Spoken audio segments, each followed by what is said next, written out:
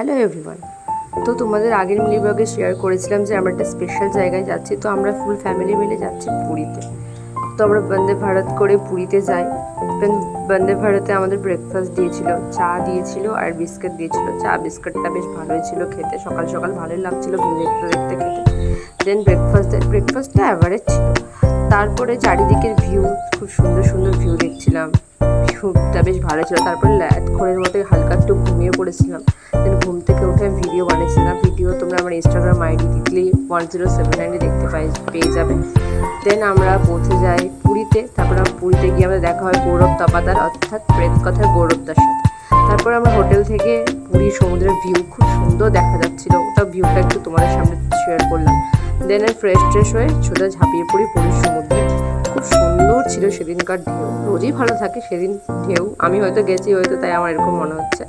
তাই এভাবে আজকে দিনটা কাটে।